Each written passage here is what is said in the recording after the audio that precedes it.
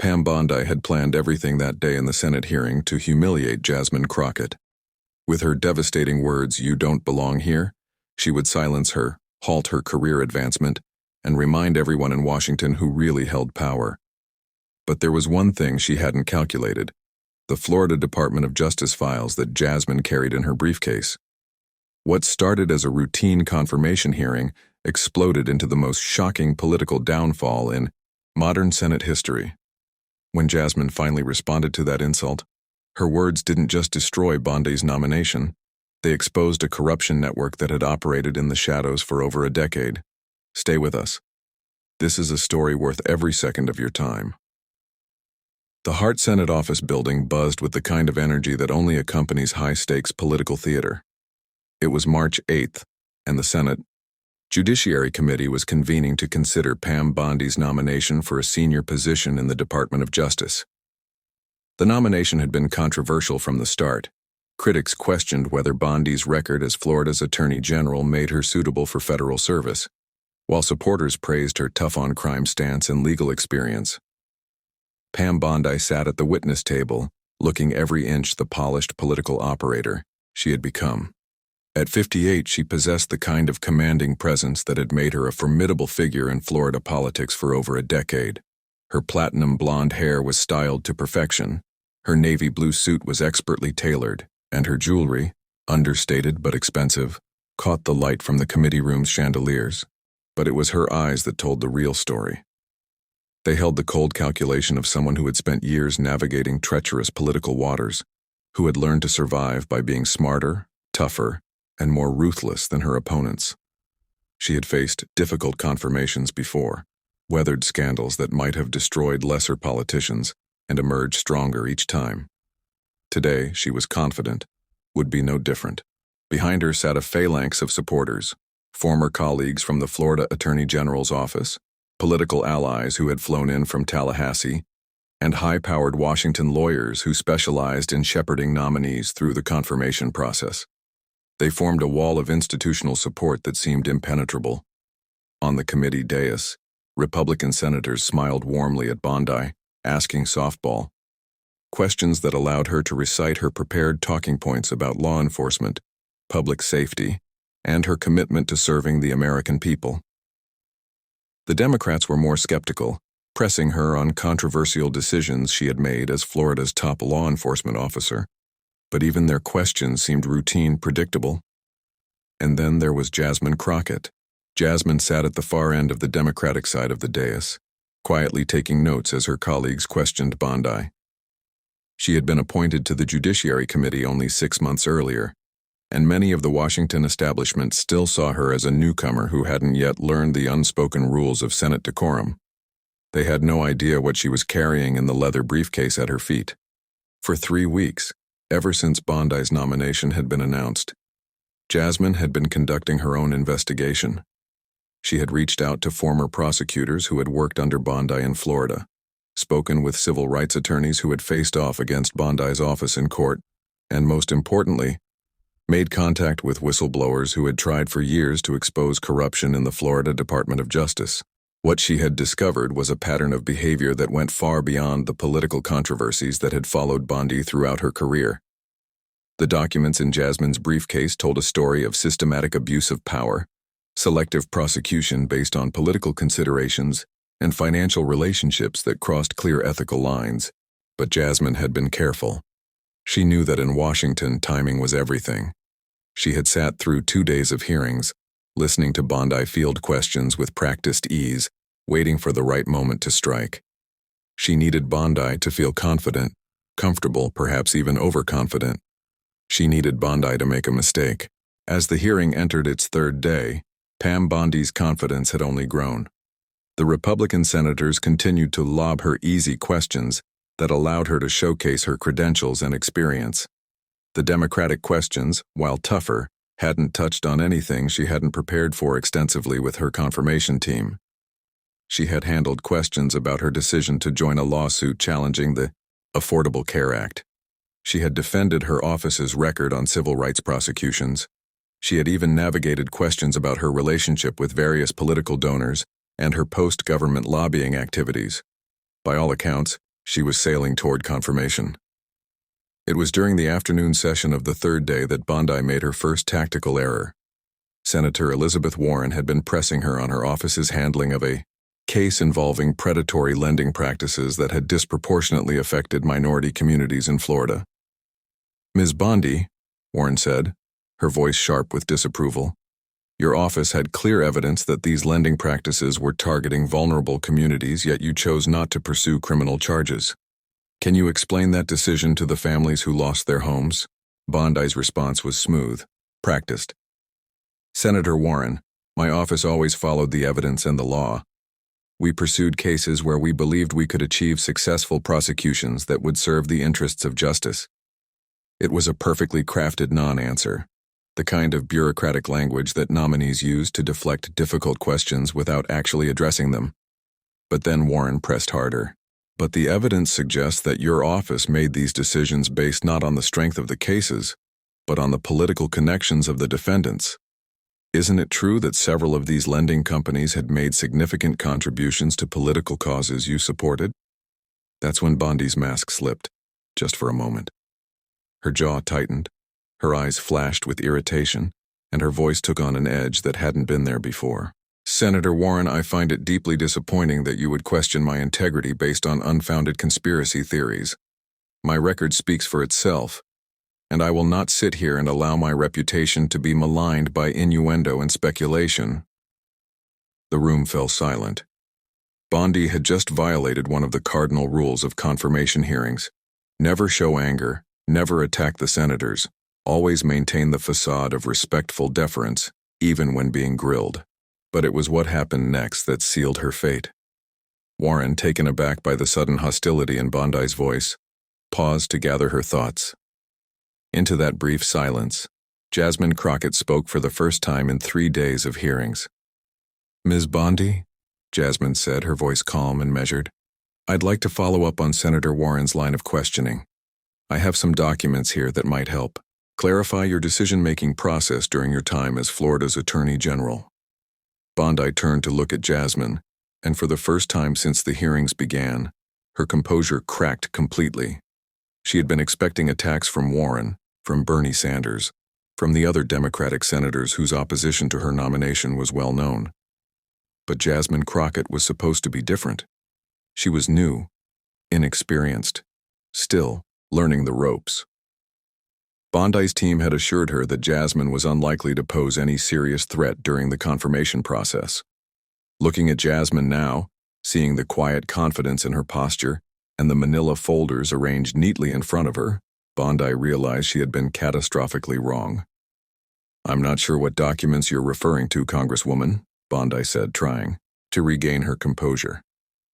"But I'm confident that my record as Attorney General is fully documented and speaks for itself." Jasmine smiled slightly, an expression that didn't reach her eyes. "Oh, I'm sure it does, Ms. Bondi. In fact, that's exactly what I'd like to discuss. What happened next would be replayed on cable news for weeks, analyzed by political commentators, and studied in courses on political communication for years to come. But in that moment, it felt like the natural escalation of a confrontation that had been building for 3 days. Pam Bondi, rattled by Jasmine's unexpected intervention and the suggestion that damaging documents existed, made a decision that she would regret for the rest of her political career. Instead of answering Jasmine's question or asking to see the documents she referenced, Bondi chose to attack. "Congresswoman Crockett," Bondi said, her voice dripping with condescension, "I appreciate your enthusiasm for these proceedings. But I think it's important to remember that confirmation hearings are serious business, conducted by senators who have the experience and institutional knowledge necessary to properly evaluate nominees." The room grew tense. Several senators shifted uncomfortably in their chairs, recognizing that Bondi was venturing into dangerous territory. But she wasn't finished. "With all due respect," Bondi continued, her tone making it clear that no respect was intended, "some questions are better left to those who truly understand the complexities of federal law enforcement and the responsibilities of high-level Justice Department positions." A murmur ran through the gallery. Bondi had just questioned Jasmine's qualifications and experience in front of a national television audience, suggesting that she lacked the knowledge necessary to participate meaningfully in the confirmation process. But then Bondi delivered the line that would end her political career. She leaned forward slightly, looked directly at Jasmine, and said in a voice loud enough for every microphone in the room to pick up, "Frankly, I'm not sure you belong here at all." The silence that followed was deafening. You could have heard a pin drop in the committee room. Even the ever-present click of cameras and scratch of reporters' pens stopped as everyone processed what they had just heard. Bondi had just told the only black woman on the Senate Judiciary Committee that she didn't belong there. The implications were immediate and unmistakable. This wasn't just a disagreement about qualifications or experience. This was a direct attack on Jasmine's right to participate in the democratic process, delivered with the kind of casual arrogance that suggested Bondi viewed such attacks as natural and appropriate. For several long seconds, Jasmine didn't respond. She sat perfectly still, her hands folded calmly in front of her, her expression unreadable. The silence stretched out, becoming more uncomfortable with each passing moment. Finally, Senator Chuck Grassley, the committee chairman, cleared his throat. "I think we should move on to the next round of questions," he said, his voice betraying his discomfort with what had just transpired. But Jasmine raised her hand slightly, a gesture so small it was almost imperceptible, yet it somehow commanded the attention of everyone in the room. "Actually, Senator Grassley," she said, her voice still calm but now carrying an undertone of steel, "I think Ms. Bondi's comment deserves a response, and I believe the American people deserve to know exactly who belongs where." She reached down and lifted her briefcase onto the table in front of her.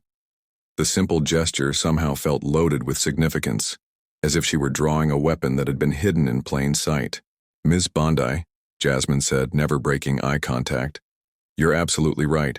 Some people don't belong in positions of power and responsibility, and I have some documents here that I think will help clarify exactly who those people are." What Jasmine pulled from her briefcase would later be described by legal experts as one of the most devastating document dumps in the history of Senate confirmation hearings. She had spent weeks organizing the materials, cross-referencing dates and names, building an airtight case that would be impossible for Bondi to deny or explain away. The first document she held up was an internal memo from the Florida Attorney General's office, dated March 15, 2018. The letterhead was clearly visible to the cameras, as was Bondi's signature at the bottom. "Ms. Bondi," Jasmine said, her voice taking on the tone of a prosecutor presenting evidence to a jury, "this is a memo you wrote to your senior staff regarding the investigation into Sunrise Financial Services, a predatory lending company that was targeting elderly and minority homeowners across Florida." She held the memo higher, ensuring that the television cameras could capture it clearly. "In this memo, you instructed your prosecutors to find alternative approaches to the Sunrise case and to consider the broader political implications of pursuing criminal charges. You specifically mentioned that Sunrise's executives had been supportive of law enforcement initiatives and that prosecution might not serve the broader interests of the office." The room buzzed with whispers as reporters frantically scribbled notes and senators leaned forward to get a better look at the document. But Jasmine wasn't finished. She set the first memo aside and picked up a thicker folder. "This," she said, "is the complete financial record of donations made to your various political campaigns and associated PACs by individuals and companies that were under investigation by your office between 2015 and 2019. She opened the folder to reveal a spreadsheet with dozens of entries, each one meticulously documented with dates, amounts, and case dispositions. "The pattern is quite clear, Ms. Bondi. Companies and individuals who donated to your campaign saw their cases dropped, delayed, or resolved with minimal penalties. Those who didn't contribute faced the full force of prosecution." She pointed to a specific entry on the spreadsheet. "Coastal Development Group donated $75,000 to your campaign in October 2017. 2 weeks later, your office dropped a major environmental fraud case against them, despite having what prosecutors described as overwhelming evidence of wrongdoing." Bondi tried to interrupt, but Jasmine held up her hand. Sunshine Healthcare Services contributed $50,000 to a PAC supporting your re-election in August 2018. The following month, your office agreed to a settlement in a Medicare fraud case that saved the company approximately $12 million in penalties. The list went on and on, case after case where donations had been followed by favorable treatment from Bondi's office. The correlation was so clear, so consistent, that even Bondi's supporters on the committee began to look uncomfortable. But the most damaging document was yet to come. Jasmine reached into her briefcase one more time and withdrew an audio recording device. The sight of it sent a visible shiver through Bondi, whose face had gone pale, as Jasmine systematically destroyed her reputation with document after document. "Ms. Bondi," Jasmine said, her voice now carrying the full authority of someone who held an unbeatable hand, "I'd like to play a recording of a phone conversation you had on September 14, 2018. The other party to this conversation was Marcus Chen, a senior prosecutor in your office who was leading the investigation into Atlantic Trust Bank's predatory lending practices." She pressed play, and Bondi's voice filled the committee room through the sound system, crystal clear and unmistakably hers. "Marcus, I need you to understand the position we're in here.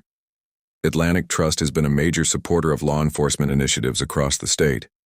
They've funded police training programs, supported victims' rights legislation, contributed to officer safety equipment funds."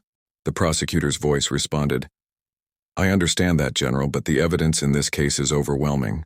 We have documented proof that they deliberately targeted vulnerable populations with fraudulent loan products.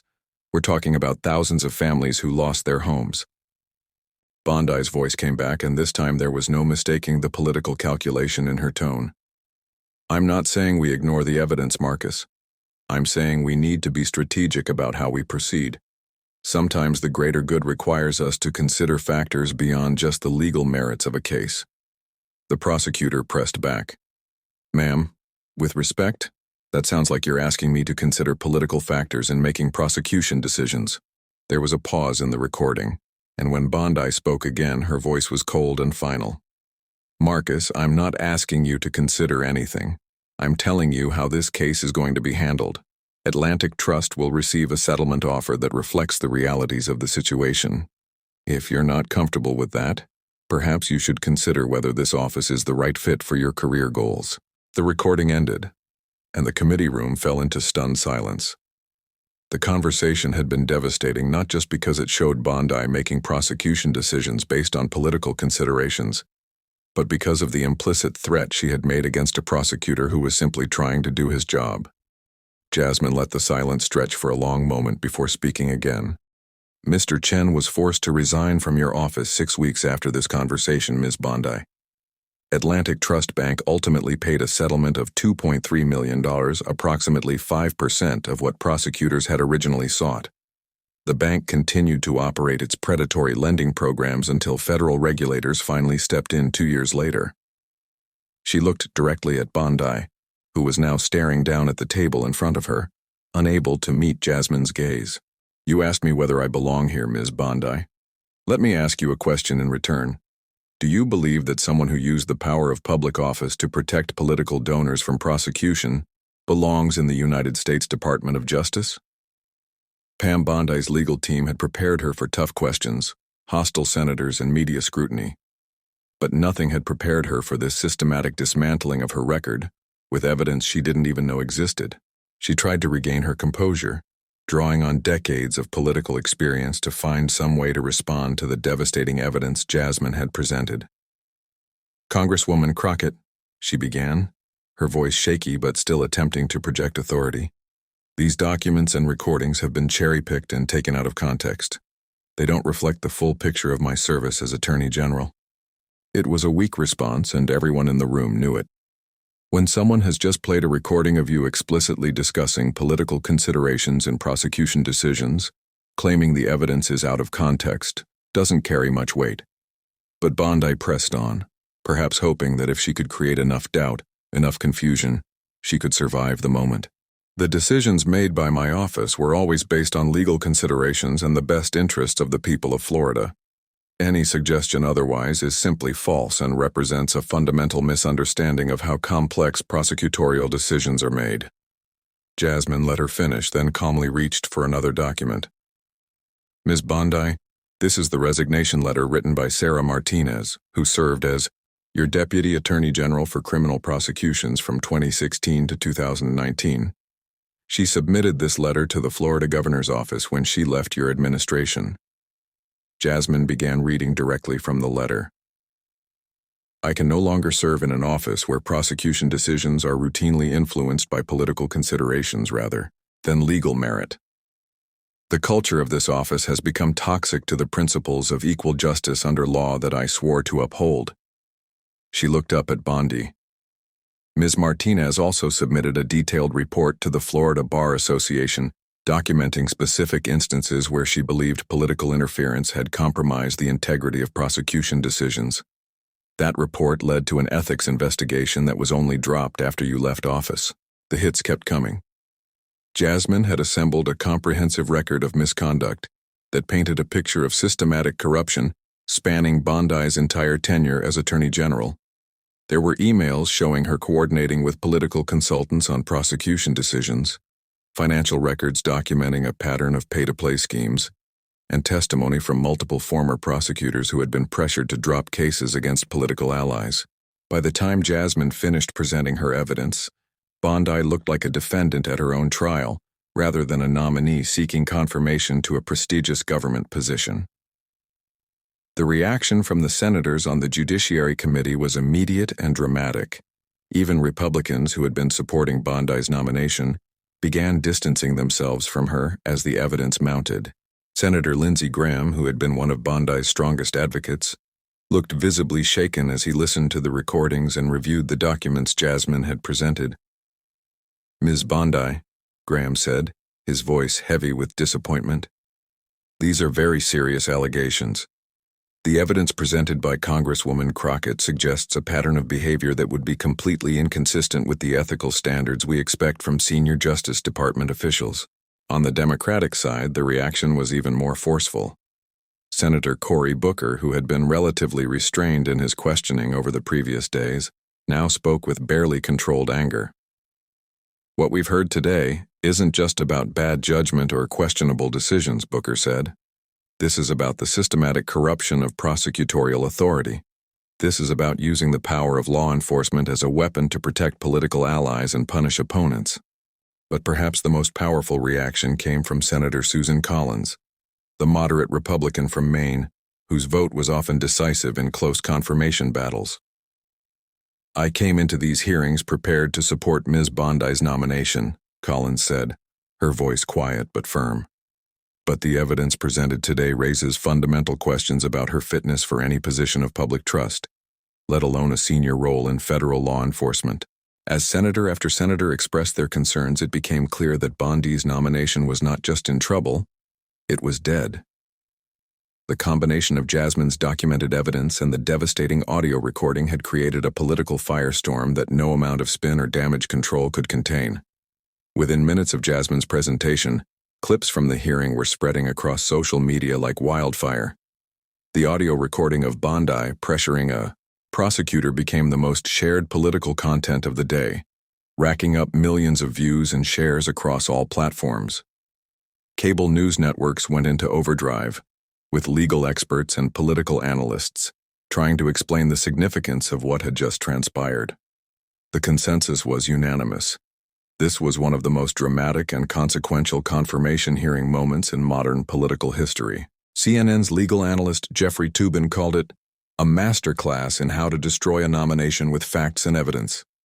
MSNBC's Rachel Maddow dedicated her entire show to breaking down the documents Jasmine had presented, calling them the most comprehensive documentation of prosecutorial corruption in recent memory. Even Fox News, despite their general support for Republican nominees, struggled to defend Bondi in the face of such overwhelming evidence. Their legal correspondent, Andrew Napolitano, declared that the recordings raise serious questions about whether Ms. Bondi violated her oath of office during her time as Florida's Attorney General. But perhaps the most significant reaction came from the Department of Justice itself. Within hours of the hearing, the DOJ's Inspector General announced that they would be opening an investigation into the allegations raised during Bondi's confirmation hearing. The investigation would focus on whether Bondi's actions as Florida Attorney General constituted violations of federal law, particularly laws governing corruption and abuse of office. If the investigation substantiated the allegations, Bondi could face not just the end of her political career but potential criminal charges. Facing the complete collapse of her nomination and her reputation, Pam Bondi made one final attempt to salvage the situation. She requested an opportunity to make a closing statement to the committee, hoping perhaps that she could find some way to explain or contextualize the damaging evidence that had been presented. "Senators," she began, her voice hoarse from stress and exhaustion, "I have dedicated my career to law enforcement and public service. I have always tried to serve the people of Florida to the best of my ability, and I have made decisions based on what I believed was in their best interests." It was a standard political apology, acknowledging problems without accepting responsibility, expressing regret without admitting wrongdoing. But given the concrete evidence that had been presented, it fell flat. The recordings and documents presented today don't tell the full story of my service as Attorney General. They represent isolated incidents taken out of context, not a pattern of behavior or a reflection of my values and principles. Senator Warren, who had started the line of questioning that led to Bondi's downfall, wasn't buying it. "Ms. Bondi," Warren said, her voice sharp with disbelief, "we just heard you on tape explicitly telling a prosecutor to consider political factors in making charging decisions. We've seen documented evidence of a pay-to-play scheme that operated throughout your tenure. How exactly is that out of context?" Bondi tried to respond, but the fight had gone out of her. The evidence was too comprehensive, too well documented, too damning to explain away with political talking points and careful phrasing. I maintain that my decisions were always made in good faith and in accordance with my understanding of my responsibilities as Attorney General," she said weakly. It was clear to everyone in the room that she no longer believed her own words. By the evening of that third day of hearings, it was clear that Pam Bondi's nomination was beyond saving. Republican senators who had initially supported her were publicly calling for her to withdraw. Democratic senators were promising to vote against her confirmation. Editorial boards across the country were publishing scathing critiques of her record, but perhaps most damaging of all was the silence from the White House. Faced with the overwhelming evidence of corruption that Jasmine had presented, even Bondi's political allies were unwilling to continue defending her. Late that night, after hours of meetings with her lawyers and political advisors, Bondi made the inevitable decision. She withdrew her nomination for the Justice Department position, citing unfair political attacks and biased media coverage, but notably not disputing the accuracy of the evidence that had been presented against her. In a brief statement released through her attorney, Bondi said, "While I believe I could have served the American people with distinction in this role, the political climate in Washington makes it impossible for me to receive a fair evaluation of my qualifications." The statement was classic Bondi, deflecting responsibility, blaming others, and refusing to acknowledge the legitimate concerns raised about her conduct. But it was also irrelevant. Her political career was over and everyone knew it. In the days following Bondi's withdrawal, Jasmine Crockett found herself at the center of a media storm. Interview requests poured in from every major news outlet. Political commentators praised her meticulous preparation and devastating presentation of evidence. But when asked about her performance during the hearing, Jasmine was characteristically modest. "I didn't set out to destroy anyone's nomination," she told Anderson Cooper during a CNN interview. "I simply believed that the American people deserved to know the truth about Ms. Bondi's record before the Senate made a decision about her fitness for office." She was asked about the moment when Bondi had told her she didn't belong in the hearing room. "Ms. Bondi was wrong about a lot of things," Jasmine said with a slight smile. "But she was especially wrong about that. I belong exactly where I am, doing exactly what I'm doing, holding powerful people accountable for their actions." The interview clip became another viral moment, shared millions of times across social media.